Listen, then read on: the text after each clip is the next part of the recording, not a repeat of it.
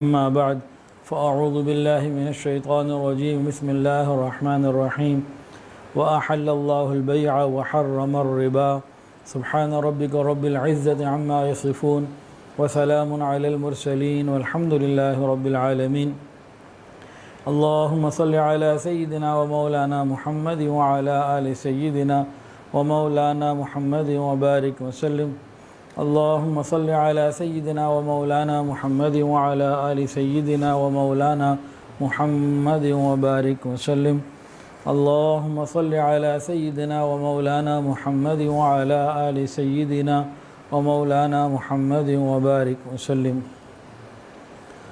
ارشاد باری تعالی ہے وَأَحَلَّ اللَّهُ الْبَيْعَ وَحَرَّمَ الرِّبَا، اور اللہ تعالیٰ نے تجارت کو حلال قرار دیا، سود کو ربا کو حرام قرار دیا۔ سود کو عربی زبان میں ربا کہتے ہیں، سود کو عربی زبان میں ربا کہتے ہیں۔ ربا کا لغوی معنی کیا ہے؟ پروان چڑھنا، بلندی کی طرف ہو جانا، زیادہ ہو جانا، اس قسم کے معنی میں آتا ہے ربا، جسے ہم سود کہتے ہیں اردو میں۔ سود یا ربا کی شرعی اصطلاح میں کیا تعریف ہے؟ سود کی یا ربا کی شرعی اصطلاح میں اس کی ڈیفینیشن کیا ہے؟ سن لیجئے۔ کسی کو اس شرط کے اوپر ادھار دینا کہ جب واپس کرے تو کچھ زیادہ کرے۔ اپنا پیسہ کسی کو اس شرط کے اوپر دینا کہ جب وہ واپس کرے گا تو کچھ بڑھا کے دے گا، یا کسی سے اس شرط کے اوپر پیسہ لینا کہ جب میں واپس کروں گا تو بڑھا کے دوں گا، یہ سودی لین دین ہے، یہ سود ہے، بالکل منع۔ مثال کے طور پر ایک آدمی نے 100 روپے کسی سے لیے کہ 6 مہینے میں یا 1 سال بعد میں تمہیں واپس دوں گا، تو 100 کی جگہ 110 120 کچھ زیادہ بڑھا کے دوں گا، طے کر لیا کہ 100 روپے مجھے دے دو، سال بعد 120 لے لینا، یہ سود ہو گیا۔ یہ جو مہلت کے عوض نفع ہے نا، ٹائم دینے کے عوض جو نفع ہے، یہ سود ہے۔ قرآن مجید میں اور حدیث کے اندر سود کے بارے میں بہت تفصیلات آئی ہیں۔ یہ انسان کی معاشی تباہی کا ذریعہ بھی ہے، اور اخلاقی تباہی کا ذریعہ بھی ہے، اور آخرت کی تباہی کا ذریعہ بھی ہے۔ جتنے سود خور ہوتے ہیں نا، ان کے دل پتھروں سے زیادہ سخت ہوتے ہیں، یہ بے رحم ہوتے ہیں۔ ان کو اس غریب کی یا مجبور کی مجبوری اور غربت ان کے دل کو پگھلا نہیں سکتی، نرم نہیں کر سکتی۔ یہ سود کھا کھا کے لوگوں کا خون چوس چوس کے اور زیادہ پتھر دل ہوئے چلے جاتے ہیں۔ اس میں نقصانات ہیں، اس میں خیر کا پہلو ہی کوئی نہیں۔ اور قیامت کے دن جب یہ سود خور کھڑا ہوا ہوگا نا، ایسے جیسے کسی نے اس کو شیطان نے مس کر دیا، یتخبطہ الشیطان من المس، یہ قرآن کے اندر ہے۔ جیسے کوئی مجنون پاگل ہوتا ہے نا، دیوانہ۔ شریعت کی سزاؤں میں مناسبت ہوتی ہے گناہ سے، جیسی کرنی ویسی بھرنی، تو جیسا گناہ ہوتا ہے ویسی سزا ہوتی ہے۔ یہ ایسا کیوں ہوگا کہ دنیا میں یہ بالکل ہر چیز سے ہٹ کٹ کے جو ہے نا، اس مدہوشی میں ہوتا ہے کہ بس میرا مال کسی طرح سے بڑھ جائے، کسی چیز کی سے ہوش نہیں ہوتی، نہ اللہ کے احکامات کی، نہ رسول اللہ صلی اللہ علیہ وسلم کے فرمان کی، اور نہ کسی غریب کی، کسی چیز کو کوئی پرواہ نہیں ہوتی۔ اپنی اس دنیا میں ہوتا ہے کہ میرا مال کیسے بڑھے، وہ ایک فرد ہو، کوئی قوم ہو، کوئی ملک ہو، کوئی بھی ہو، اس کو دوسرے کے اوپر رحم نہیں آتا۔ تو قیامت کے دن اب اسی کیفیت میں ہوگا کہ مجنون کی کیفیت ہوگی، اور کوئی اس کا حال نہیں ہوگا۔ اللہ رب العزت نے قرآن مجید میں فرمایا فَأْذَنُوا بِحَرْبٍ مِّنَ اللَّهِ وَرَسُولِهِ، سود کھانے والوں کے بارے میں، سودی لین دین کرنے والوں کے بارے میں، کہ اللہ اور اس کے رسول سے بڑی جنگ کے لیے تیار ہو جاؤ۔ 2 گناہ ایسے ہیں جس میں اللہ رب العزت نے باقاعدہ اعلان جنگ کی بات کی ہے۔ بہت خطرے والی بات ہے، ڈرنے والی بات ہے۔ انسان اگر نماز نہیں پڑھتا نا، ایک نماز اگر قضا کر دی تو کیا گناہ ہے، کیا سزا؟ ایک نماز اگر قضا ہو گئی، ایک نماز، 5 نمازیں نہیں، ایک، تو کیا سزا ملے گی؟ 2,88,00,000 سال جہنم. پھر تو باہر آئے گا نا. اعلان جنگ تو نہیں اسے کہتے. زکوٰۃ ادا نہ کی کیا ہوگا؟ مال کو سانپ بنا کے اس کے اوپر مسلط کر دیا جائے گا. سزا بہت بڑی ہے وہ بھی اور یہ بھی، لیکن اعلان جنگ تو نہیں ہے. بے نمازی سے بھی اعلان جنگ نہیں، زکوٰۃ نہ دینے والے سے بھی اعلان جنگ نہیں. لیکن 2 گناہ ایسے ہیں کہ وہاں اللہ رب العزت نے باقاعدہ 1 to 1 اعلان جنگ کی بات کر دی. وہ 2 گناہ کون سے ہیں؟ ایک تو یہ سود ہے، دوسرا کون سا ہے؟ کسی اللہ کے ولی سے بغض رکھنا، دشمنی رکھنا. من عادی لی ولیا، جس نے میری کسی دوست کے ساتھ عداوت کی، دشمنی کی، بغض کیا، بس پھر میرا اس سے بھی اعلان جنگ ہے. یہ اللہ رب العزت کا فرمان ہے. اللہ تعالی ہمیں سود سے بھی محفوظ رکھے اور نیک بندوں کے ساتھ عداوت سے بھی محفوظ رکھے. اچھا جی، یہ تو اعلان جنگ کی بات ہو گئی. اگر میں کسی بچے سے بھی پوچھوں نا کہ اگر اللہ کے ساتھ کسی کی جنگ ہو تو وہ جیتیں گے یا اللہ رب العزت جیتیں گے؟ بچے بھی کہیں گے اللہ ہی جیتیں گے. بھائی یہ تو کوئی دوسری اس میں تو بات ہی نہیں ہے. جنگ تو بڑے درجے کی بات. آپ دیکھیں کہ ہر جگہ اللہ کا حکم پورا ہوتا ہے، اللہ کی مرضی، اللہ کی منشا پوری ہوتی ہے ہر جگہ. چند مثالیں توجہ کے ساتھ سمجھ لیجئے. حضرت آدم علیہ السلام جنت میں رہنا چاہتے تھے، نیچے تو نہیں آنا چاہتے تھے. اللہ تعالیٰ کی منشا یہ تھی کہ یہ جنت سے نہ جائے نیچے زمین پہ. تو مرضی کس کی پوری ہوئی بتائیں جی؟ اللہ رب العزت کی.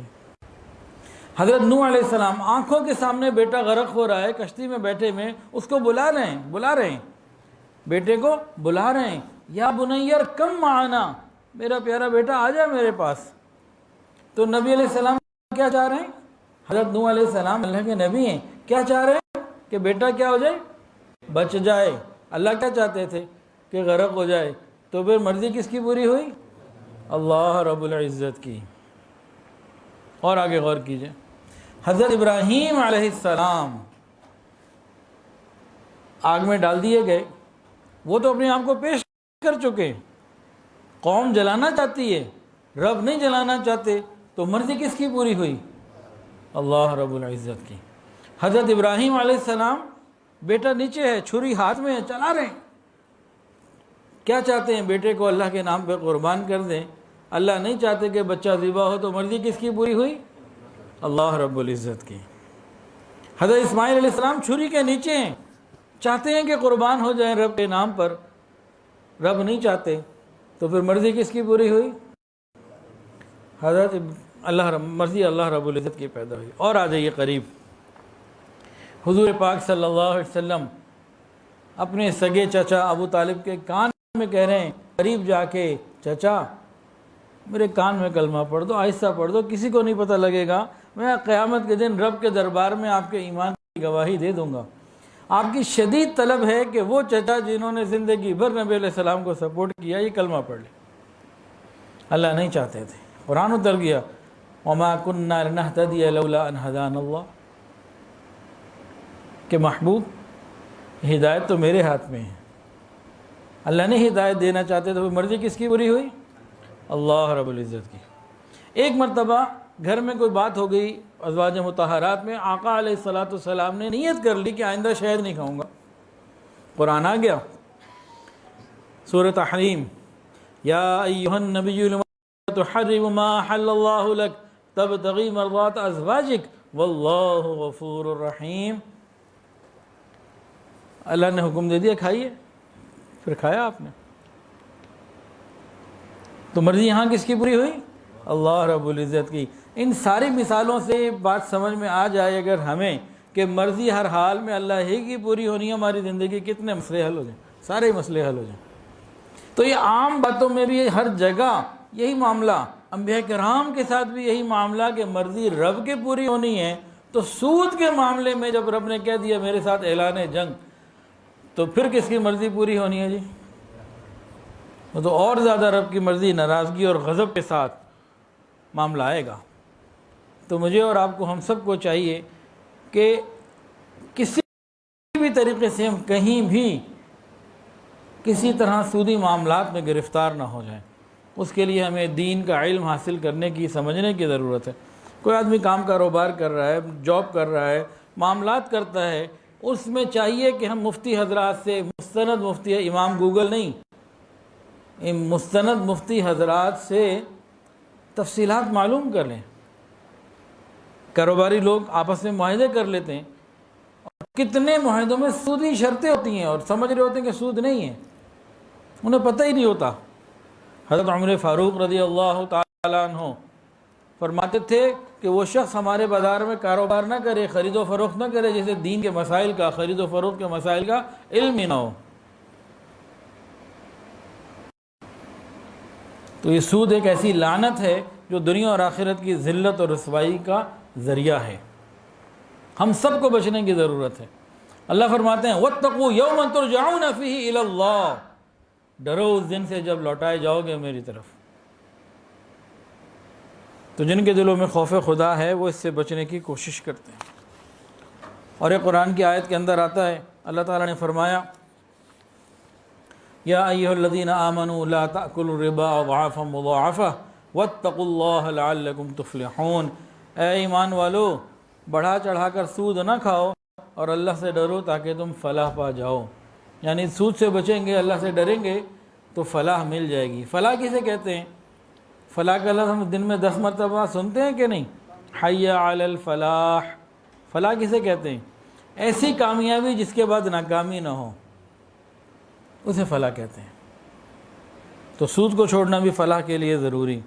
حدیث قرآن کے اندر آتا ہے الذین یأکلون الربا لا یقومون الا کما یقوم الذی یتخبطہ الشیطان من المس، جو لوگ سود کھاتے ہیں قیامت کے دن اس طرح کھڑے ہوں گے کہ جیسے وہ شخص کھڑا ہوتا ہے جسے شیطان نے چھو کر خبتی بنا دیا ہو۔ تو دنیا میں بھی انجام برا اور آخرت میں بھی انجام سودی معاملات کرنے والوں کا برا۔ پھر اللہ رب العزت کا ایک اور فیصلہ ہے، اللہ تعالیٰ کے فیصلے اٹل ہوتے ہیں، لا مبدل لکلماتی، اس کی باتیں تبدیل نہیں ہوتی، اٹل ہوتی ہیں۔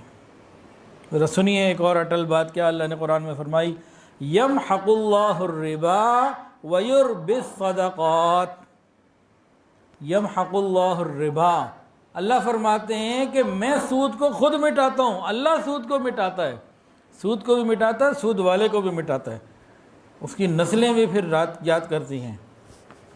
ہاں کوئی توبہ کر لے اور معاملات کو اصلاح کر لے تو وہ ایک الگ معاملہ، ورنہ اللہ رب العزت کا اعلان ہے، ایک آیت میں اعلان جنگ ہے اور دوسری جگہ فرمایا یمحق اللہ الربا، میں خود سود کو مٹاتا ہوں، اور ویربی الصدقات، اور صدقات کو بڑھاتا ہوں۔ اب ذرا ان باتوں پہ ذرا غور کر لیجئے۔ اللہ تعالیٰ سود کو مٹاتے ہیں، اللہ اکبر کبیرہ۔ ہم جتنے لوگ یہاں بیٹھے ہیں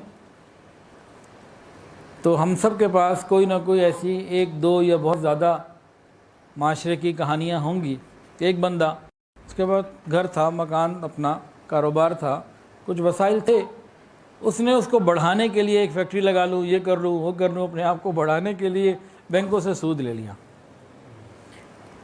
کروڑوں میں لیا، اور اس کے بعد کچھ عرصہ تو نظر آیا کہ جناب مزے میں ہیں صاحب، لیکن اس کے بعد پھر ایسے ختم ہوئے کہ پچھلے جو کچھ تھا اپنا وہ بھی گیا۔ ایسی بہت ساری مثالیں ملتی ہیں، کیونکہ اللہ نے فرمایا یمحق اللہ الربا، میں مٹاؤں گا اس کو۔ تو جس کو مٹانے پہ رب لگ جائے اس کو بچانے والا کون؟ اس کا انجام کیسے ٹھیک ہو سکتا؟ یہ بات ہمیں سمجھ میں آنی چاہیے، مذہب تو تب ہے۔ اور ویربی الصدقات، صدقات کو بڑھاتے ہیں۔ آپ کو پوری سوسائٹی میں کوئی ایک بندہ بھی ایسا نہیں مل سکتا جو اللہ کے راستے میں خوب مال خرچ کرتا ہو اور وہ دیوالیہ ہو گیا ہو، یہ نہیں ہو سکتا۔ کوئی مثال آپ کو 1400 سال میں نہیں مل سکتی۔ میں نے صرف چند دنوں کی بات نہیں کی، 1400 سال کی بات کر رہا ہوں۔ رسول اللہ صلی اللہ علیہ وسلم نے ارشاد فرمایا، قسم کھا کے ارشاد فرمایا، قسم نہ کھاتے تب بھی یہ بات پوری ہونی تھی، مزید تاکید کے لیے قسم کھائی کہ صدقہ دینے والے کا مال کم نہیں ہوتا۔ اگر ہمارا مال کم ہو رہا ہے تو ہمیں صدقے کو بڑھانے کی ضرورت ہے، فکر کی ضرورت ہے، کہاں گڑبڑ ہے، اس گڑبڑ کو ٹھیک کرنے کی ضرورت ہے، اس غلطی کو درست کرنے کی ضرورت ہے۔ اللہ کے راستے میں مال خرچ کریں، انشاءاللہ بڑھے گا۔ ابھی بقرعید چند دن پہلے گزری، اب ہر ایک کی زبان پہ ایک ہی بات، بکرا اتنا مہنگا اور جناب گائے اتنی مہنگی تو اونٹ اتنا مہنگا۔ مجھے بہت اچھے طریقے سے یاد ہے، بچپن میں بھی یہی باتیں ہم سنتے تھے، جانور تو اتنا مہنگا ہو گیا۔ ابھی قربانی والے دن، قربانی کے موقع پہ ایک صاحب آئے ہوئے تھے، انہوں نے ہمارے یہاں بکرا کروایا تھا، تو بکرے کا 40,000 روپے حصہ تھا۔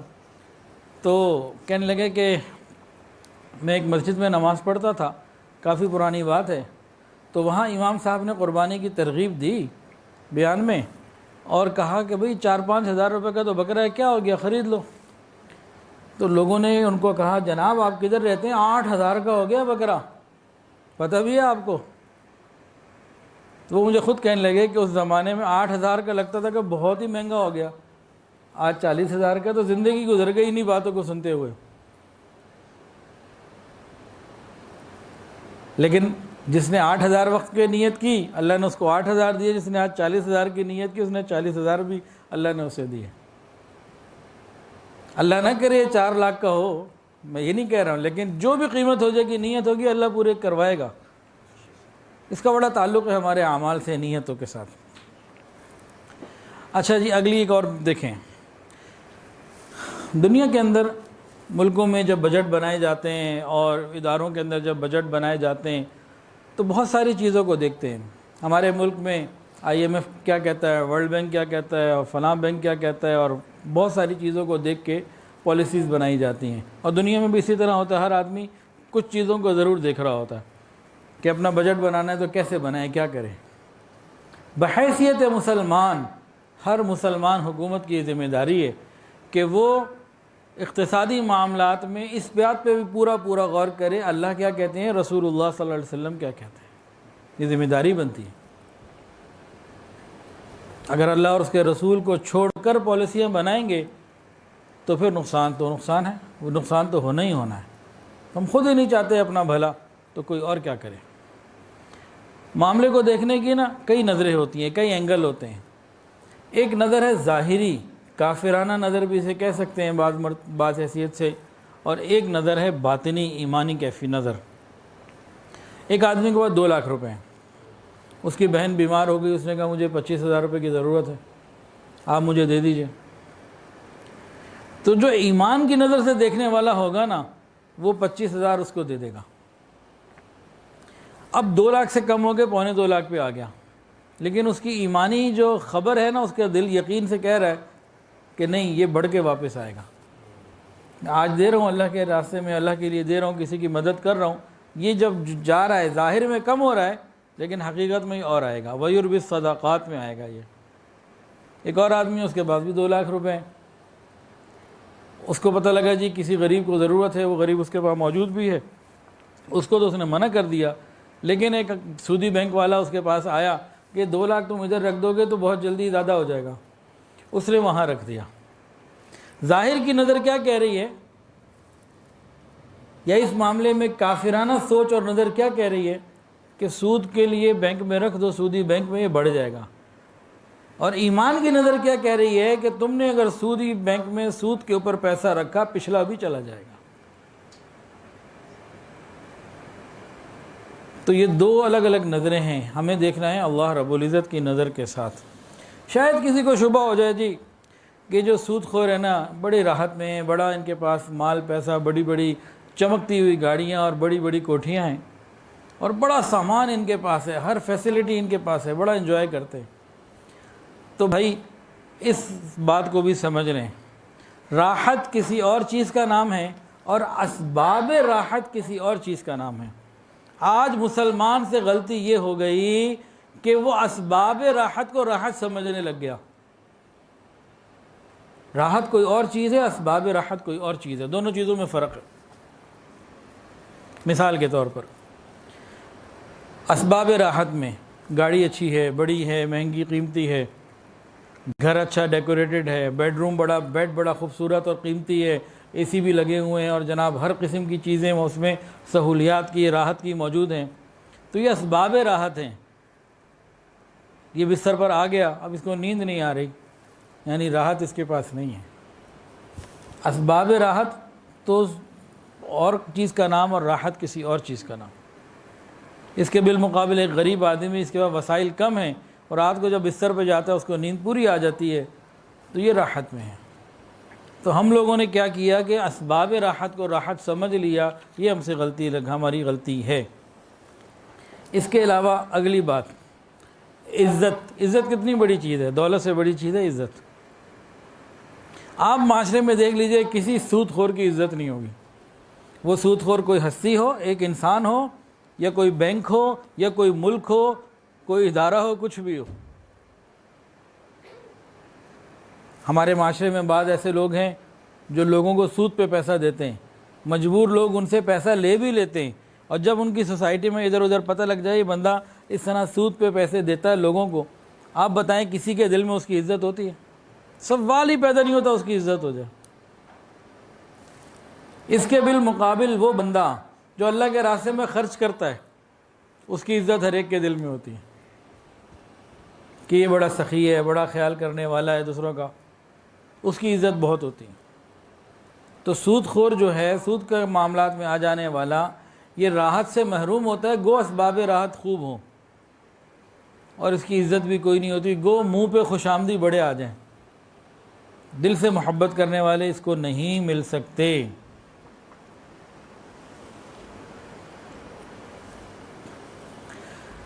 اب ذرا ایک اور بات کو، ذرا قرآن کی ایک آیت کو سنیں، ترجمہ اس کا مفہوم سنیں، اور پھر ایک میرے نزدیک ایک تجزیہ بھی سن لیں. میں یہ نہیں کہتا کہ یہ واقعی صحیح ہے تجزیہ، اور میں اس کے اوپر اصرار بھی نہیں کروں گا، یہ میرا ایک ذاتی گمان ہے، خیال ہے. تو ہو سکتا ہے آپ اس سے اتفاق کریں اور ہو سکتا ہے اختلاف کریں، وہ آپ کی مرضی ہے جی.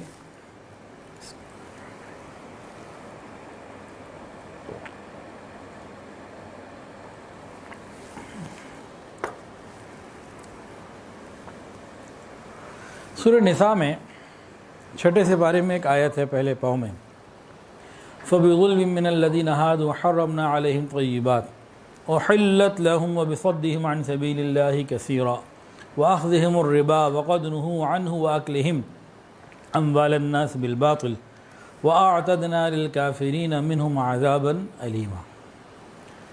یہ جو لوگ یہودی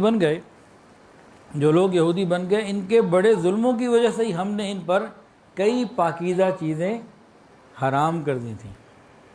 اللہ تعالیٰ فرماتے ہیں یہودیوں کے لیے، بنی اسرائیل کے لیے، کہ ان کے گناہوں کی وجہ سے کئی پاکیزہ چیزیں ہم نے ان پر حرام کر دی تھیں. کیا حرام کیا تھا؟ ناخن والے پرندے حرام کر دیے تھے، حالانکہ وہ حلال تھے، جیسے مرغی ہے، مرغابی ہے، بطخ ہے. تو کئی حلال چیزیں اللہ تعالیٰ نے ان پر حرام کر دی تھیں ان کے گناہوں کی وجہ سے. گناہ کون سے تھے؟ 3 بڑے بڑے گناہ تو اسی آیت میں آپ نے سن لیے. سود کھاتے تھے، نمبر 1. نمبر 2، دین کے راستے میں رکاوٹیں پیدا کرتے تھے. وہ لوگ، وہ ادارے، وہ معاملات جو دین کے لیے لوگ بڑھتے تھے، وہاں یہ رکاوٹ پیدا کرتے تھے. اور نمبر 3، ناحق طریقے سے لوگوں کا مال کھا لیتے تھے بالباطل. اب یہ تینوں گناہ ہمارے معاشرے میں بھی بھرپور ہیں. علماء حق کی تذلیل کرنا، دین کے معاملے میں رکاوٹیں پیدا کرنا، یہ ہمارے معاشرے میں عام ہو چکا. سود تو بے حساب عام ہو چکا. اور تیسری چیز کیا بتائی تھی جی؟ ناحق مال ناحق طریقے سے حاصل کرنا، مال بالباطل، باطل طریقوں سے حاصل کرنا. اس میں تو خیر ہم PhD کر چکے ہیں، ہمیں معلوم ہے کہ کس کو کہاں پہ داؤ دینا ہے، کہاں چکر لگانا ہے، چکر دینا ہے، کیسے کرنا ہے. عام ریڈی والا بھی کھڑا ہوگا نا، آپ نے ذرا سا ادھر ادھر دیکھا تو وہ کوئی خراب فروٹ اندر ڈال دے گا. چند دن پہلے ایک آم کی پیٹی بیگم صاحبہ نے کھولی ہوگی تو رات کو کہنے لگے جی آم تو ایسے تھے ویسے تھے. تو کسی عام دکاندار سے لیے تھے نا، کوئی ریڈی والے سے، کسی دکاندار سے. اس میں تو ہم PhD کر چکے ہیں. بالخصوص بہنوں کی وراثت کے معاملے میں تو بڑے بڑے حضرات معاملے میں بڑے خراب ہیں۔ 3 گناہ جی، ناحق مال کھانا، اللہ کے راستے میں، دین کے راستے میں رکاوٹیں پیدا کرنا، اور تیسری بات سود کھانا۔ یہ تینوں چیزیں ہمارے اندر بھی موجود ہیں کہ نہیں؟ نہیں ہیں؟ اچھا بھائی، کسی کو اختلاف ہو تو بتا دے کہ اگر میں غلط کہہ رہا ہوں تو۔ ٹھیک ہے جنید بھائی، اب ذرا اس آیت کو آپ نے سنا، یہ یہودیوں کے بارے میں قرآن میں 6 سپارے میں ہے۔ فَبِظُلْمٍ مِّنَ الَّذِينَ هَادُوا حَرَّمْنَا عَلَيْهِمْ طَيِّبَاتٍ، اس پوائنٹ کو خالی پکڑنا ہے، حرمنا علیہم طیبات، ہم نے طیبات، پاکیزہ چیزیں ان پر حرام کر دیں۔ اب تو شریعت نہیں آ سکتی نا کوئی اور، ہم آخری شریعت ہیں، آخری امت ہیں، اور یہ شریعت آخری ہے۔ تو جیسے اونٹ اب حلال ہے، اور جناب جیسے مرغی اب حلال ہے، تو قیامت تک حلال ہے، ب اس کو تو کوئی حرام نہیں کر سکتا، کوئی نئی شریعت تو نہیں آ سکتی جی اب ناخن والا پرندہ نہیں کھا سکتے۔ اب کیا ہوا؟ حرمنا علیہ من الطیبات کے تحت میرے ذہن میں یہ بات پیدا ہوتی ہے، یہ تینوں گناہ ہمارے اندر موجود ہیں، بحیثیت پاکستانی بھی اور بحیثیت امتی بھی، من حیث الامہ۔ اس کو آپ چھوٹے کینوس پہ دیکھیں، پاکستان کی سطح پر تب بھی اسی طرح ہم مبتلا ہیں، اور پوری امت کو دیکھیں تب بھی پوری امت ان تینوں گناہوں میں کثرت سے مبتلا ہے۔ اب ہو کیا رہا ہے؟ کون سی چیزیں حرام ہو گئی ہیں ہمارے اوپر؟ بحیثیت پاکستانی کیا حرام ہوا، اور بحیثیت امتی پوری امت کو سامنے رکھ کر ہم پر کیا حرام ہوا، اس پہ غور کیجیے گا۔ اس پوائنٹ کو لے لیجئے، جب اس پہ غور کریں گے دیکھیں گے نا بہت کچھ ملے گا۔ مثلا پاکستان کو لے لیجئے، پاکستان میں بے شمار نمک ہے، تیل ہے، سونا ہے، تانبا ہے، اور بہت ساری اور نعمتیں ہیں، لیکن پاکستانی ان کے اصل فائدہ اٹھانے سے محروم۔ چند دن پہلے اسی کمرے میں ایک صاحب ملنے آئے، انہوں نے ایک بات بتائی، مجھے اس کی تفصیل کا علم نہیں تھا، تو انہوں نے مجھے بتایا، اب کس حد تک ان کی معلومات درست ہیں تو وہ جانتے ہوں گے، لیکن جس طریقے سے وہ بتا رہے تھے تو لگا کہ باتیں ٹھیک بتا رہے ہیں۔ انہوں نے کہا کہ پاکستان کے اندر بلوچستان میں ایک جگہ ہے، تو بقول ان کے وہاں سونا دریافت ہو چکا ہے، اور 20 سال تک اگر سونا نکالتے چلے جائیں تو وہ ختم نہیں ہوگا، اس کے بعد پھر وہ الگ بات ہے، اور 20 سال بھی وہ کہ 24/7 کام ہو، 24 گھنٹے کام ہو، اور بلا ناغہ 20 سال نان اسٹاپ سونا نکالتے جائیں تو اتنا سونا ہے۔ پھر وہ کہنے لگے وہیں کہیں کوئی جگہ ہے جہاں 70 سال کا تانبا موجود، آج نکالنا شروع کرو، نان اسٹاپ 70 سال نکالو تو 70 سال تک تو نکلتا ہی چلا جائے گا اتنا تانبا۔ وہ کہتے ہیں اور پاکستان کو اللہ کیا دے دے،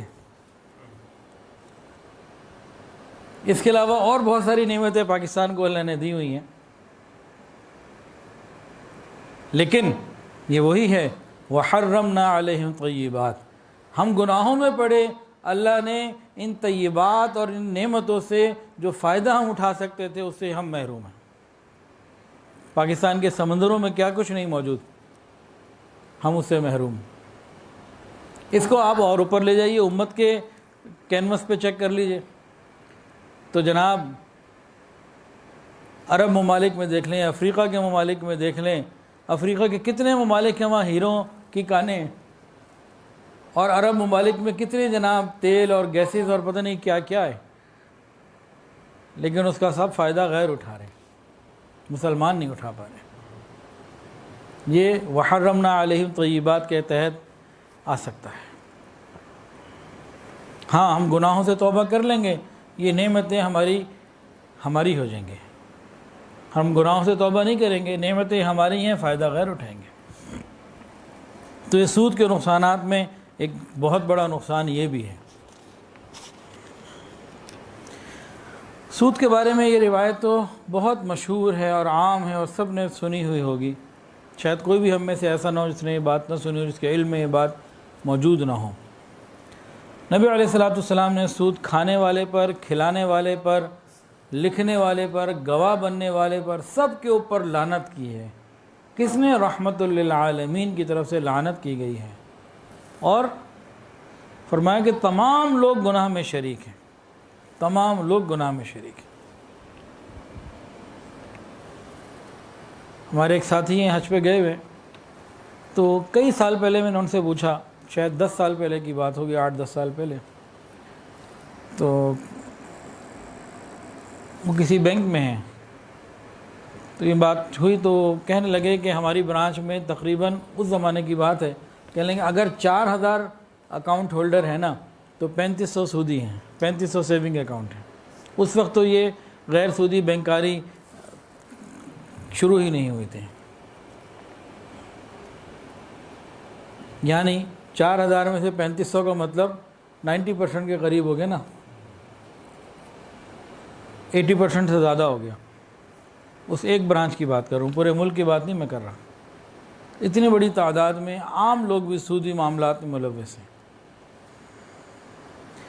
اللہ ہماری حفاظت فرمائے۔ رسول اللہ صلی اللہ علیہ وسلم نے ارشاد فرمایا کہ 7 ہلاک کر دینے والے گناہوں سے بچ جاؤ، بچو 7 ایسے گناہوں سے جو ہلاک کر دیتے۔ وہ کون سے 7 گناہ ہیں؟ پہلا، الشرک باللہ، اللہ رب العزت کے ساتھ کسی کو شریک کرنا، اللہ تعالیٰ کی صفات میں یا اللہ رب العزت کی ذات میں۔ وحدہ لا شریک ہے، اس کی ذات اور صفات میں کوئی اس کا شریک نہیں، تو شرک کرنا یہ۔ دوسری بات، والسحر، جادو کرنا اور کروانا ایمان چلا جاتا ہے۔ تیسری بات، ناحق قتل، کسی انسان کو ناحق جان سے مار دینا۔ چوتھی بات، سود کھانا۔ پانچویں بات، یتیم کا مال کھا جانا۔ یتیم کا مال کھا جانے میں بھی نا بڑے بڑے لوگ ہیں، 2 بھائی ہوں، 4 بھائی ہوں، کسی ایک کا انتقال ہو جائے، پھر اس کی بیوہ اور اس کے بچے اور اس کا مال، بس اللہ ہی حافظ ہے ہمارے معاشرے میں۔ اور چھٹی بات، جنگ کے روز پیٹھ دکھا کے بھاگ جانا۔ اور 7ویں بات، پاک دامن عورتوں پر تہمت لگانا۔ اس کو ذرا اور سر توجہ سے سن لیجئے، پاک دامن بیویوں پر تہمت لگانا۔ ہمارے معاشرے میں بے حساب مرد ہیں جو خود ادھر ادھر گندگیوں میں منہ مار رہے ہوتے ہیں، اور اپنی بیوی کو جو ان کو معلوم ہوتی ہے پاک دامن ہے، اس کے اوپر طرح طرح کے الزامات لگاتے ہیں۔ بے شمار ایسے ہیں، گنتی اس کی کرنی بھی مشکل۔ یہ وہ گناہ ہیں جن کے بارے میں فرمایا کہ بچو، اور یہ 7 کے 7 گناہ امت کے اندر آ چکے ہیں۔ پھر نبی علیہ السلام نے ایک جگہ فرمایا، ایسے گناہوں سے بچو جن کی معافی نہیں ہو سکتی، ایسے گناہوں سے بچو جن کی معافی نہیں ہو سکتی۔ پہلا گناہ، مال غنیمت میں خیانت کرنا۔ بیت المال، لوگوں کا مال، عوام کا مال، بیت المال میں مال غنیمت میں خیانت کرنا، اس کی معافی نہیں ہو سکتی۔ اور دوسرا فرمایا، سود خوری، اس کی معافی بھی نہیں ہو سکتی۔ یہ بھی بہت خطرناک چیز ہے۔ اب یہاں جو لکھا ہے کہ معافی نہیں ہوگی، جو نبی علیہ السلام نے فرمایا، اس سے کیا مراد ہے؟ محدثین نے فرمایا کہ اور دوسری آیات قرآنی اور احادیث مبارکہ سے اس بات کا تو علم ہے کہ شرک کے سوا کوئی ایسا گناہ نہیں ہے جو بالکل ہی معافی نہ ہو قیامت کے دن۔ یہاں مراد یہی شرک تو نہیں ہے نا، یہاں مال غنیمت کھانا یا سود کھانا، اس کو کیا فرمایا کہ معافی نہیں ہوگی؟ گویا کہ امت یہ ایسے گناہ ہیں کہ ان کی سزا اتنی طویل ہوگی، اتنی طویل ہوگی، اتنی بڑی ہوگی کہ لگے گا شاید یہ معافی کبھی نہیں ہونے، یا اتنی شدید ہوگی کہ لگے گا کہ یہ معاف ہونے ہی نہیں۔ تو یہ اس سے مراد ہے۔ اور حدیث کے اندر آتا ہے، ایک آدمی کو علم ہو کہ یہ میرا معاملہ سودی ہے، اور سود کا علم ہونے کے باوجود 1 درہم بھی وہ سود کا اگر کھا لے گا تو 36 مرتبہ زنا سے زیادہ اس کو گناہ ملے گا۔ 1 درہم سود کا کھانا 36 مرتبہ بے حیائی کے اس عمل سے زیادہ گناہ کا ذریعہ بنتا ہے۔ اور ایک اور حدیث کے اندر آتا ہے، سود کے 73 درجے ہیں، 73 سود کے 73 درجے ہیں، ان میں سب سے ہلکے درجے کا گناہ ایسے ہے جیسے کسی نے اپنی ماں کے ساتھ منہ کالا کیا۔ اتنی بڑی باتیں، اتنی بڑی بڑی وعیدیں سن کے بھی اگر کوئی شخص اس سے نہ ڈرے، احتیاط نہ کرے، نہ بچے، یہ کس چیز کی علامت ہے؟ یہ دلوں کے مردہ ہو جانے کی علامت ہے۔ حدیث کے اندر آتا ہے جو شخص جتنا زیادہ سودی کاروبار میں ملوث ہوگا، جتنا زیادہ سودی معاملات میں الجھے گا، وہ قیامت کے دن اتنا ہی انجام کے حساب سے تکلیف کا اور تنگی کا اور پریشانیوں کا شکار ہوگا۔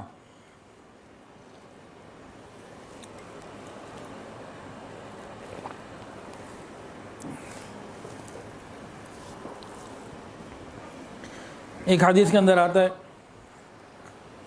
کہ جس قوم میں زنا اور سود عام ہو جاتا ہے وہ قوم اللہ تعالیٰ کا عذاب اپنے اوپر حلال کر لیتی ہے۔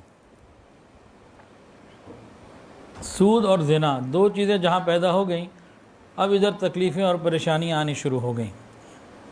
حضرت عبداللہ ابن مسعود رضی اللہ تعالی عنہ نے سے روایت ہے کہ نبی علیہ الصلوۃ والسلام نے ارشاد فرمایا کہ قیامت سے پہلے سود، زنا اور شراب یہ عام ہو جائیں گے، اور آپ صلی اللہ علیہ وسلم کی اس پیشن گوئی کو ہم اپنی آنکھوں سے دیکھ رہے ہیں کہ قیامت سے پہلے سود، زنا اور شراب یہ عام ہو جائیں گے، اور یہ تینوں چیزیں ہمارے اندر بہت عام ہو چکی ہیں۔ ہم اپنے آپ کو تباہی اور بربادی کا مستحق بنا چکے ہیں، عذاب الہی کو اپنے لیے حلال کر چکے ہیں۔ حدیث کے اندر آتا ہے جب کسی بستی میں زنا اور سود عام ہو جائے تو اس بستی کی ہلاکت اور بربادی کا حکم جاری کر دیا جاتا ہے۔ اللہ تعالی ہمیں سود کی ہر قسم سے ہماری حفاظت فرمائے اور ہمیں بچنے کی توفیق عطا فرمائے۔ بعض چیزیں تو بہت احتیاطی ہیں، سونا، چاندی، گندم، کھجور، بعض چیزیں تو ایسی ہیں جن کے لین دین اور جن کا کاروبار کرنے والوں کو بہت احتیاط کے ساتھ دینی مسائل سیکھ کر کام کرنے کی ضرورت ہے۔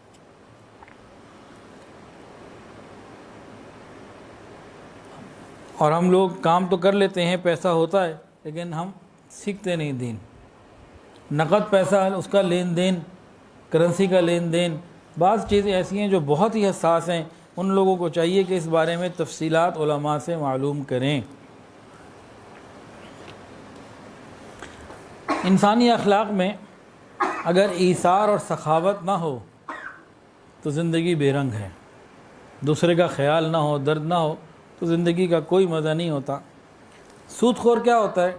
یہ اپنے نفع کے اوپر ہر چیز کو قربان کر دیتا ہے، دوسرے کی زندگی ہو، کاروبار ہو، عزت ہو، کچھ بھی ہو، یہ بے رحم ہوتا ہے، اس کا دل بڑا سخت ہوتا ہے۔ یہ مصیبت زدہ پر رحم کرنے کے بجائے اس کی پریشانی سے فائدہ اٹھانے کی کوشش کرتا ہے۔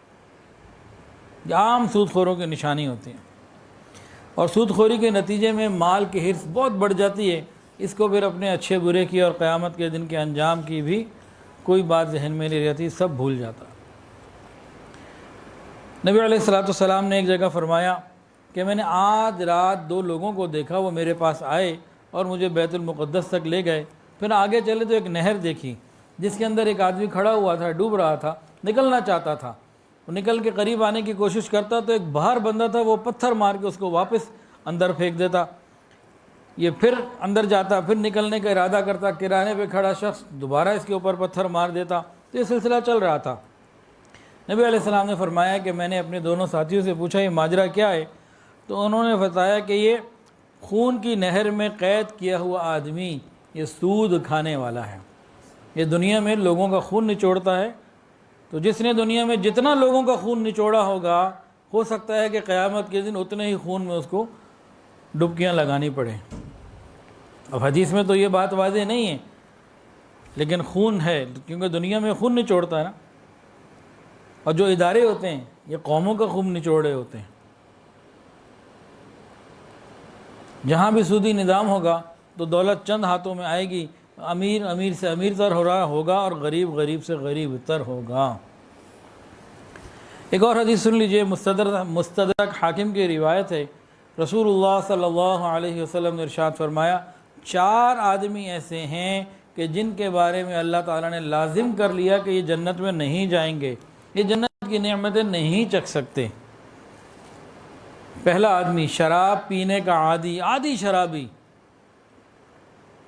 جو توبہ نہ کرے مر جائے۔ دوسرا سود کھانے والا۔ تیسرا یتیم کا مال ناحق طریقے سے کھا جانے والا، اور چوتھا اپنے والدین کی نافرمانی کرنے والا۔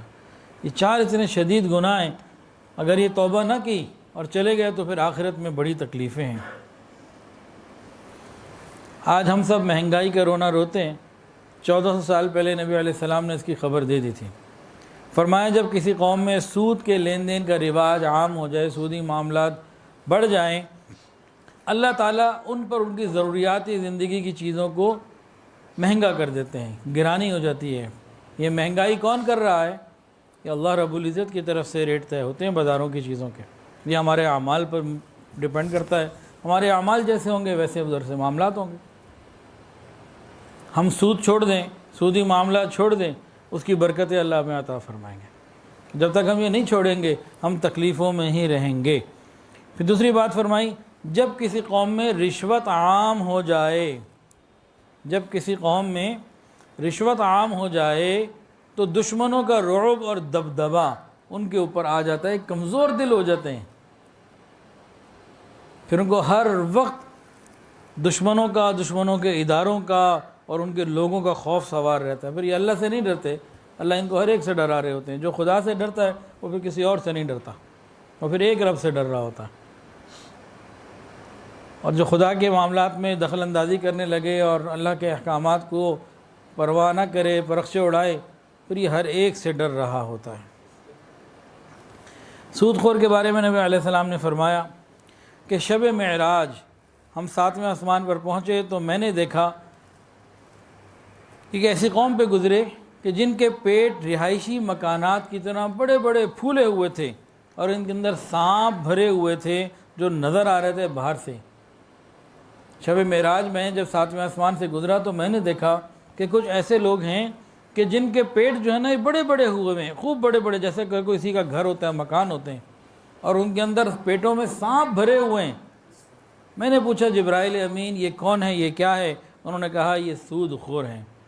تو سود کھانے والے یہ دنیا اور آخرت کی ذلت اور رسوائی میں مبتلا ہو جاتے ہیں۔ ہمیں اپنے معاملات میں علماء سے مسائل کو سیکھنے کی، سمجھنے کی ضرورت ہے۔ بعض چیزیں ایسی ہیں جو ہمارے معاشرے میں بہت ہیں اور وہ سودی ہیں، حرام لین دین ہیں۔ کچھ لوگ کیا کرتے ہیں، سودی بینکوں میں، بینک وہاں فکس ڈپازٹ رکھوا دیتے ہیں 5، 10، 20 سال، وہاں سے نفع آ رہا ہوتا ہے، تو یہ سود ہے۔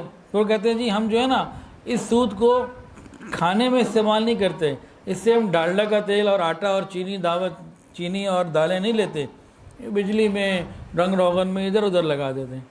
یہ بے وقوفی کی بات ہے۔ آ تو رہا ہے نا تو یہ لینا، یہ سارے جو عذاب ہیں یہ کسی نہ کسی درجے میں، کسی نہ کسی طریقے سے آتے ہیں، تو اس سے ہمیں بچنے کی ضرورت ہے۔ آج الحمدللہ اللہ تعالیٰ نے غیر سودی بینکاری کا ایک سلسلہ دکھایا ہے، جس میں حضرت مفتی تقی عثمانی صاحب دامت برکاتہم العالیہ دارالعلوم کراچی وفاق المدارس کے صدر ہیں۔ ان کی بہت زیادہ محنتیں، اور اللہ کا شکر ہے کہ اب کئی بینک ایسے ہیں جو غیر سودی ہیں۔ عام لوگ ان کو اسلامی بینک کہہ دیتے ہیں، لیکن محتاط علماء ان کو غیر سودی بینک کہہ رہے ہوتے ہیں۔ تو بہرحال آپ جو بھی نام دیجئے، کم سے کم وہ حرام نہیں ہیں، وہاں ہم کر سکتے ہیں، باقیوں سے ہمیں بچنا چاہیے۔ اسی طرح لائف انشورنس یہ بھی جائز نہیں ہے، اس میں سود بھی ہے اور جوا بھی ہے اور کئی اور چیزیں بھی ہیں۔ انشورنس والے آتے ہیں، بڑے خوب جو ہے نا وہ اچھے اچھے سبز باغ دکھاتے ہیں، اس میں ہوتا کیا ہے، کئی طریقے ہیں۔ ایک طریقہ یہ ہے کہ جی پہلے تو دیکھتے ہیں صحت مند ہے کہ نہیں، میڈیکل چیک اپ وغیرہ کرتے ہیں، اس کے بعد اس کو فائنل کر دیتے ہیں۔ اب مثال دے رہا ہوں کہ بھئی آپ نے نا 1 لاکھ روپے سال کے حساب سے پریمیم جمع کرانا ہے اور 10 سال میں 10 لاکھ روپے دینے ہیں آپ نے۔ اگر آپ اس وقت تک زندہ رہے تو 25 لاکھ ہم سے لے لیجئے گا، 20 لاکھ، 30 لاکھ، 40 لاکھ ہم سے لے لیجئے گا۔ اور اگر آپ کا انتقال سال بعد ہو گیا، 2 سال بعد ہو گیا، جتنی آپ نے قسطیں اپنی دی ہوئی تھیں تو ہم آپ کو پورے کا پورا دیں گے۔ جیسے 10 لاکھ کی جگہ 25 لاکھ ہم نے آپ کو دینا ہے، آپ کا انتقال 2 سال بعد ہو گیا تو آپ کے ورثاء کو 25 لاکھ پورا دیں گے۔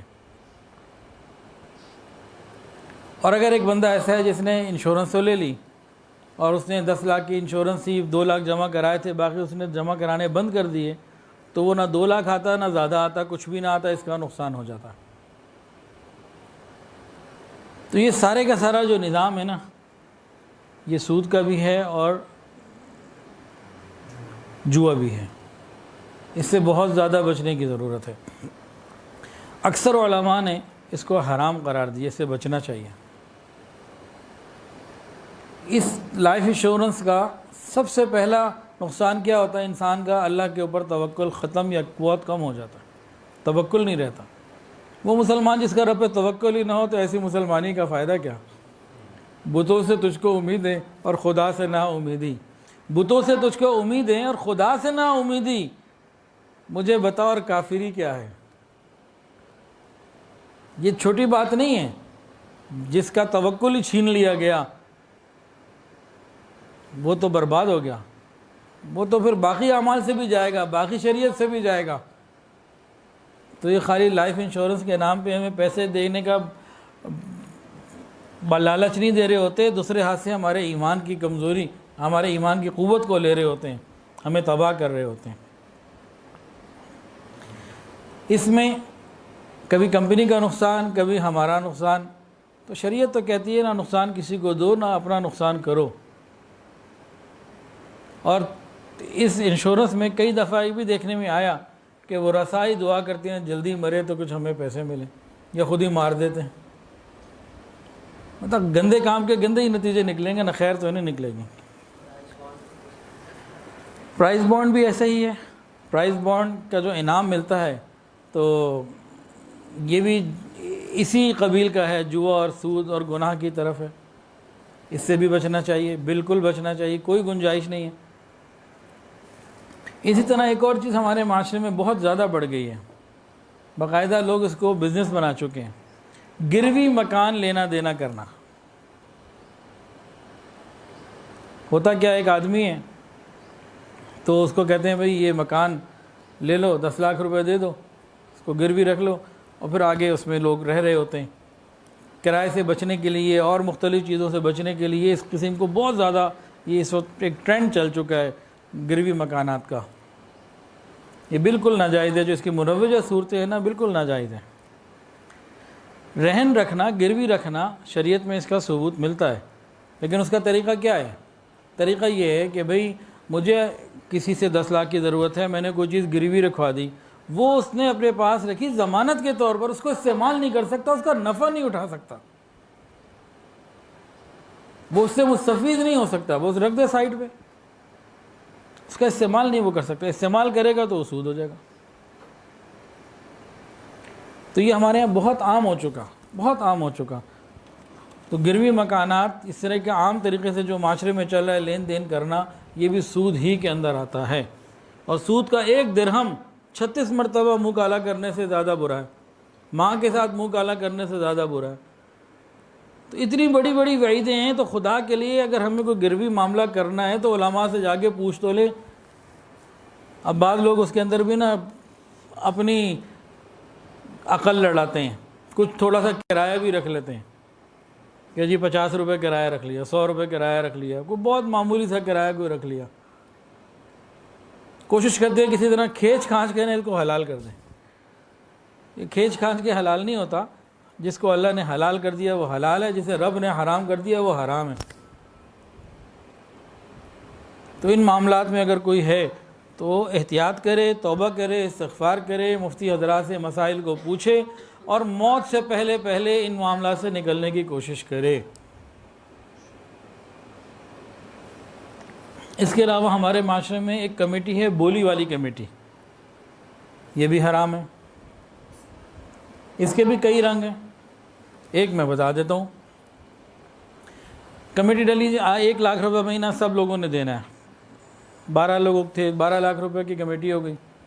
اب جس دن کمیٹی نکلنی ہے نا، اب اس دن کیا ہوگا، بولی لگے گی، 12 لاکھ سے شروع ہوگی، 11 پہ آئے گی، 10 پہ آئے گی، 6 پہ بھی جا سکتی ہے، 8 پہ بھی رک سکتی ہے، کہیں بھی رک سکتی ہے۔ جو جتنا مجبور ہوگا وہ اس وقت اپنی مجبوری کی وجہ سے کہے گا جی مجھے جو مل جائے لے لو۔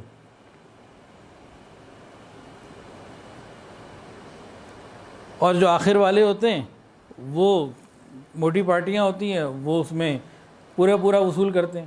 اس کی کئی شکلیں ہیں, صرف ایک یہ واحد شکل نہیں ہے, کئی طریقوں سے یہ معاشرے میں رواج ہے اس کا. گو یہ گروی مکان رکھنے کا رواج زیادہ اس سے کم ہے, لیکن بہرحال یہ بہت ساری جگہوں پر ہے, اس سے بھی بچنے کی ضرورت ہے.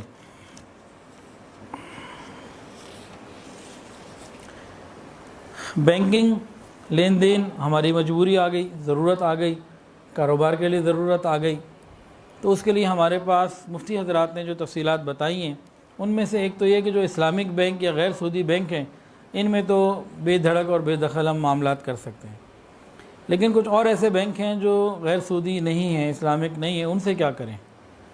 وہاں سیونگ اکاؤنٹ کی تو گنجائش بالکل نہیں ہے, کرنٹ اکاؤنٹ کی گنجائش مجبوری کے عالم میں ہے. تو بہرحال کوشش یہ کرنی چاہیے جہاں تک ہمارے لیے ممکن ہو ہم اچھے بینکوں کی طرف رہیں اور باقی بینکوں سے اپنے آپ کو نکالیں. لیکن بعض علاقے ایسے ہیں, بعض ایریا ایسے ہیں کہ وہاں مطلوبہ بینک کی برانچ نہیں ہے, کوئی مجبوری ہے, تو بھائی اس مجبوری میں علماء نے اجازت دی ہے آپ کو سیونگ اکاؤنٹ نہیں کھولنا, کرنٹ اکاؤنٹ کھول سکتے ہیں. اور اس میں بھی بعض علماء یہ فرماتے ہیں کہ بھئی ہمت کر کے آگے بڑھیں اور تھوڑا دور چلے جا کریں, بینک اگر دور ہے تو کوئی بات نہیں, تو اس کی فکر کریں. ہم نے اپنے آپ کو بچانا ہے, سود کے غبار سے بھی بچنے کی کوشش کرنی چاہیے, خالی سود نہیں, سود کے غبار سے بھی بچنے کی کوشش کرنی چاہیے. امام اعظم امام ابو حنیفہ رحمۃ اللہ علیہ جس کو قرضہ دیا ہوتا تھا نا, اس کے گھر جا کے کھانا پینا بھی نہیں کرتے تھے. اس گزرتے ہوئے جاتے تھے نا, اس کی دیوار کا سایہ پڑ رہا ہے تو یوں گزر جاتے تھے کہ اس کی دیوار کے سائے سے بھی میں اگر مستفید ہو رہا ہوں, فائدہ لے رہا ہوں, تو یہ بھی سود میں نہ ہو. تو سودی معاملات اتنے خراب اور ہلاک کر دینے والے, تباہ کر دینے والے ہیں, تو ہمیں چاہیے کہ ہم اس کی فکر کریں کہ ہم اپنے آپ کو بچائیں. اور ابھی جس طریقے سے آپ سب کے علم میں ہے یہ بات پاکستان میں کہ شریعت کورٹ نے سود کے بارے میں فیصلہ دے دیا اور بعض بینکوں نے اس کے خلاف اپیل کر دی. اب جس ملک میں یہ حالات ہوں تو ترقی کیسے ہو سکتی ہے؟ ہم شہدائے پاکستان کا قیامت کے دن کیا حق ادا کر, ان کو کیا منہ دکھائیں گے؟ ہم نے ان کی قربانیوں کا کیا حق ادا کیا؟ جو امانت انہوں نے اپنی جانیں قربان کر کے ہمارے سپرد کی ہے, ہم نے اس کے لیے کیا کیا؟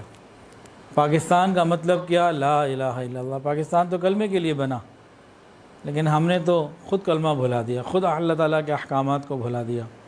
تو اللہ تعالیٰ سے دعا ہے اللہ تعالیٰ مجھے اور آپ کو رزق حلال, آسان, فراخ اور بابرکت عطا فرمائے, حرام اور مشتبہ سے محفوظ فرمائے. سود کے بارے میں تفصیلات معلوم کرنی ہوں تو قرآن مجید میں سورہ بقرہ کے اندر بہت تفصیلات ہیں, سورہ آل عمران کے اندر بھی بعض آیات ہیں, سورہ نساء کے اندر بھی ایک دو مقامات کے اوپر تفصیل ہے, اور سود کے بارے میں حضرت مفتی تقی عثمانی صاحب اور ہمارے اکابرین کی کتابیں موجود ہیں, تو ہم ان کو پڑھ لیں. لیکن یہ سب چیزیں تو خیر ہمارے لیے بڑا مشکل ہے. ہم کم سے کم انفرادی طور پر اتنا تو کریں کہ ہمارے جو معاملات ہیں وہ ہم کسی مفتی صاحب کو بتا کر اور ان سے مسئلوں کو سمجھ کر اپنے آپ کی اصلاح تو کر لیں. اگر ٹھیک ہیں تو الحمدللہ ٹھیک ہیں. جو کاروباری حضرات ہیں نا, ان کے لین دین میں معاملات میں بہت ساری جگہ پہ خرابیاں ہیں اور انہیں معلوم نہیں. یہ سمجھتے یہ ہیں بعض جگہ کہ بھئی میں بھی راضی ہوں وہ بھی راضی ہے تو اس کا مطلب حلال ہے. میری اور آپ کی رضا نہیں, رب کی رضا مطلوب ہے, رب کیا چاہتے ہیں, تو پھر مسئلہ حل ہوتا ہے. تو آسان بات یہ ہے کہ ہم اپنے معاملات کو علماء مفتی حضرات کے سامنے رکھیں, ان سے معاملات کو مسائل کو سمجھ لیں تاکہ کسی جگہ غلطی سے بھی ہم انوالو ہو رہے ہوں تو بچ جائیں. ابھی زندگی ہے, موقع ہے, بچ سکتے ہیں. تو جب تحقیق میں جائیں گے نا تو پھر معلوم ہوگا کہ کہاں کہاں ہماری غلطیاں ہیں. اللہ تعالی ہماری حفاظت فرمائے اور پوری امت کی حفاظت فرمائے. وآخر دعوانا ان الحمدللہ رب العالمین.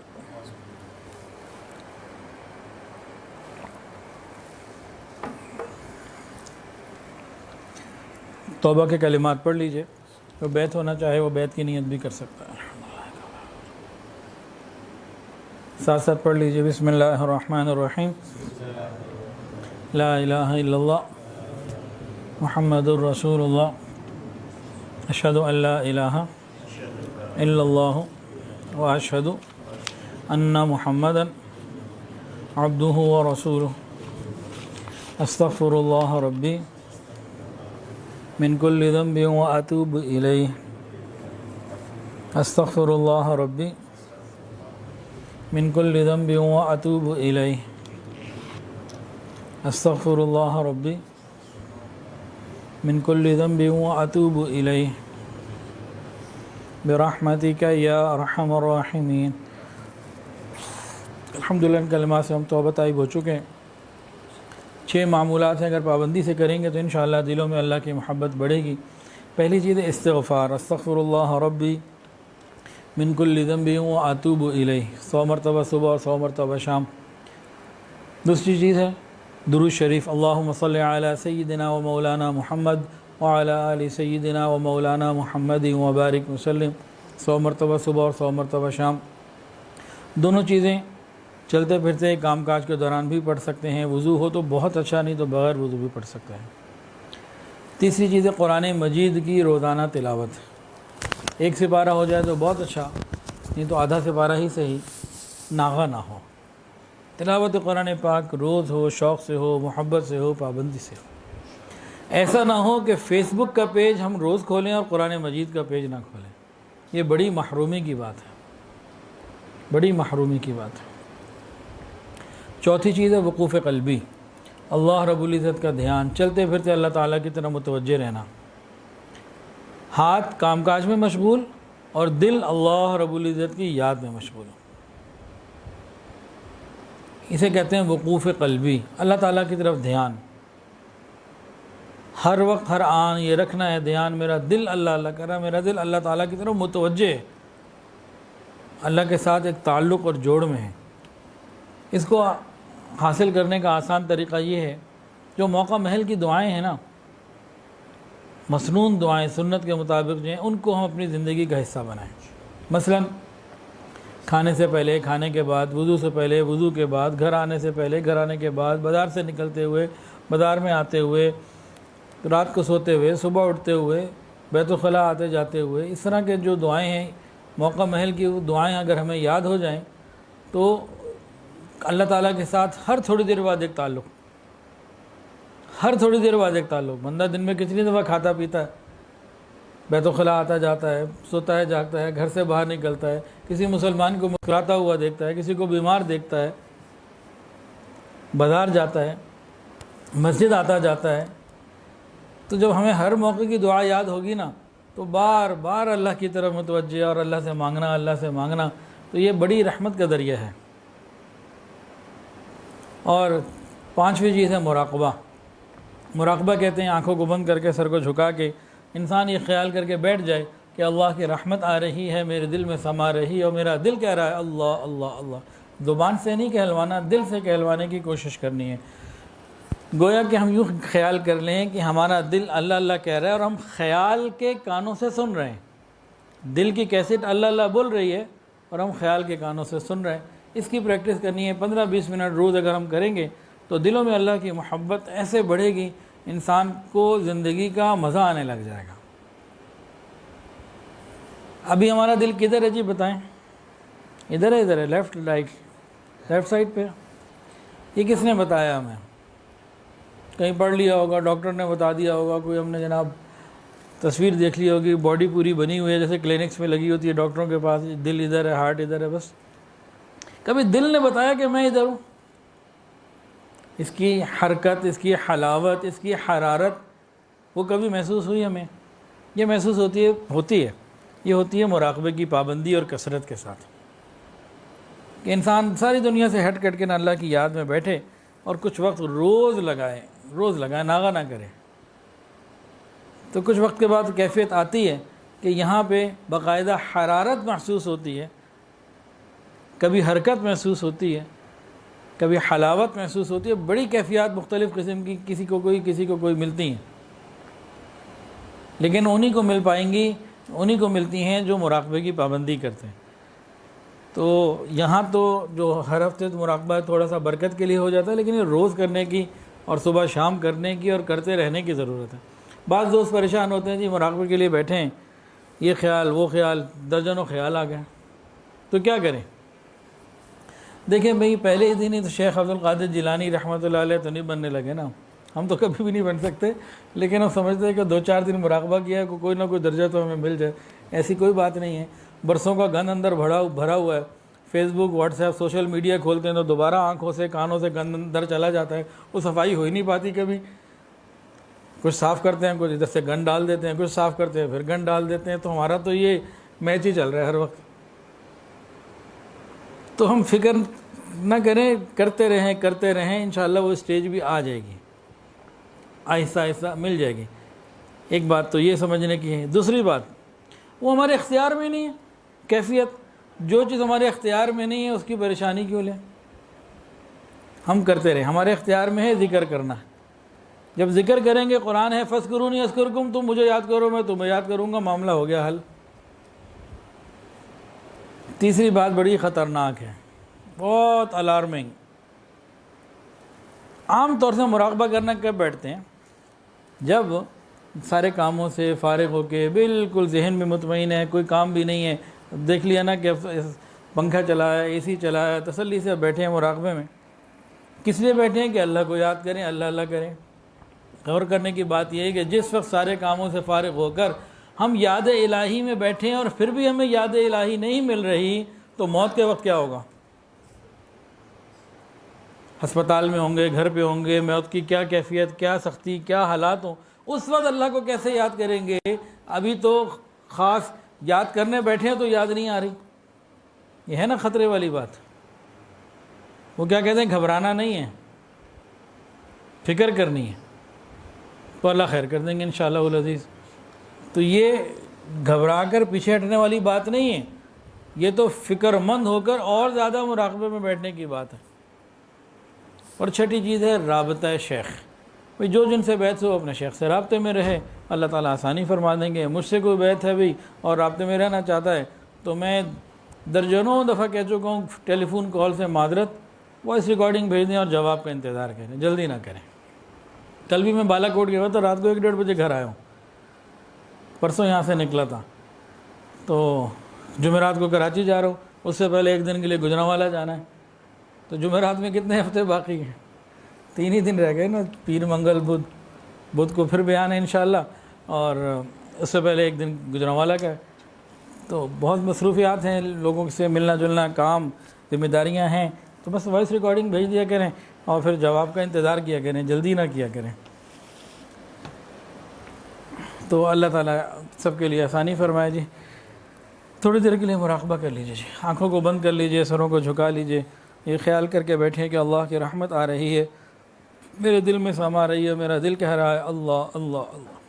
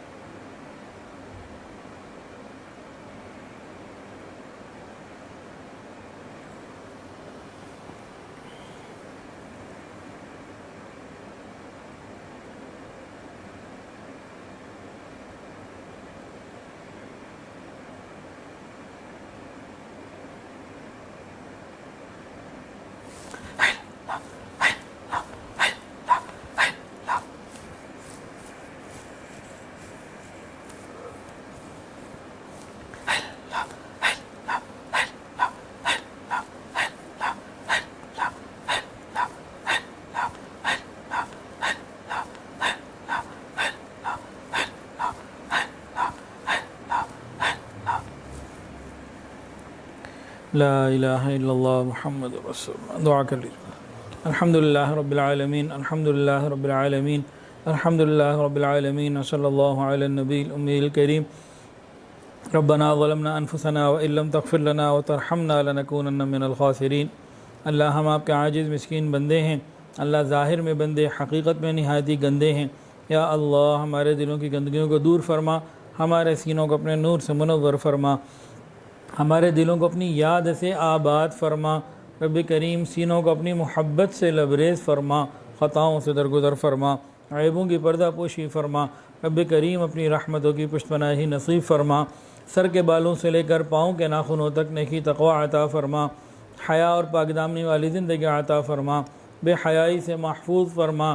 رب کریم ہماری تنہائیوں کو پاکیزہ فرما، ہماری مجالس کو پاکیزہ فرما، ہماری راتوں کو پاکیزہ فرما، ہماری باتوں کو پاکیزہ فرما، ہماری سوچ کو پاکیزہ فرما. رب کریم اپنے مقبول بندوں میں ہم سب کو شامل فرما. یا الہ العالمین تمام حاضرین کی تمام دلی نیک جائز حاجات کو اپنی رحمت سے پورا فرما. یا الہ العالمین ہر آنے والے وقت کو پہلے سے بہتر فرما. یا اللہ اپنے در سے لگائے رکھنا، اپنی رحمت کے سائے میں چھپائے رکھنا. یا اللہ ایک لمحے کے لیے کبھی کسی غیر کا محتاج نہ کرنا. یا الہ العالمین جو صاحب اولاد ہیں ان کی اولادوں کو نیکوکار فرما، والدین کی آنکھوں کی ٹھنڈک بنا، متقیوں کا امام بنا. اللہ اولاد کی خوشیاں عطا فرما، اولاد کے غموں سے محفوظ فرما. جن گھروں میں جوان بچے بچیاں موجود ہیں قدر دان رشتہ عطا فرما. والدین کے لیے فرائض نبھانے آسان فرما. رب کریم ہماری دعاؤں کو قبول فرما. یا اللہ ہم اور ہمارے گھروں میں جو بیمار ہیں شفا عطا فرما، جو پریشان ہیں پریشانیوں کو دور فرما، جو مقروض ہیں قرضوں کی ادائیگی کے آسان اسباب اپنی رحمت سے پیدا فرما. یا الہ العالمین اپنے در سے لگائے رکھنا. یا اللہ ہم پر رحمت کی نظر فرما. یا اللہ جتنی زندگی ہے ایمان صحت سلامتی والی زندگی عطا فرما. یا اللہ جو ہماری موت کا وقت آ جائے رب کریم ہماری زبانوں سے کلمہ جاری فرما دینا. ہماری موت کو ہمارے لیے تحفہ بنا کے بھیجیے. یا اللہ جب بھی موت کا وقت آئے ہماری موت کو ہمارے لیے تحفہ بنا دینا. یا الہ العالمین ہماری قبر کو جنت کا باغ بنا دینا. قبر کے عذاب سانپ بچھوؤں سے اور آگ سے ہماری حفاظت فرما. یا اللہ قیامت کے دن کو ہمارے لیے عزتوں کا میدان بنا. قیامت کے دن اپنے عرش کا سایہ نصیب فرما. قیامت کے دن اپنے محبوب کے مبارک ہاتھوں سے جام کوثر عطا فرما. قیامت کے دن نبی علیہ السلام کی شفاعت نصیب فرما. نبی علیہ السلام کے جھنڈے تلے جمع فرما. قیامت کے دن نبی علیہ السلام کی معیت میں میزان کے وقت میں بھی آسانیاں پیدا فرما اور جنت الفردوس میں داخلہ ہمارے لیے آسان فرما. یا اللہ جنت میں اپنا قرب عطا فرما اور جناب رسول اللہ صلی اللہ علیہ وسلم کا پڑوس نصیب فرما. یا اللہ ہمارے وہ عزیز و قاری دنیا سے جا چکے ہیں اللہ سب کی کلی مغفرت فرما. جن کی آپ مغفرت فرما چکے ان کو قرب کے اعلیٰ درجات نصیب فرما. یا الہ العالمین ہماری دعاؤں کو قبول فرما، ہم پر رحمت کی نظر فرما. یا اللہ ہمارے ملک پاکستان کی حفاظت فرما، پوری امت کی حفاظت فرما، ہمارے تینوں حرم کی حفاظت فرما. رب کریم دعوت اور تبلیغ کے کام کی حفاظت فرما. جہاں اللہ خانقاہوں کی حفاظت فرما. تمام مساجد مدارس مراکز عربیہ کی حفاظت فرما. اقامت دین کی کوششیں کرنے والوں کی حفاظت فرما. رب کریم ہماری دعاؤں کو قبول فرما. یا اللہ تمام حاضرین کی تمام دلی نیک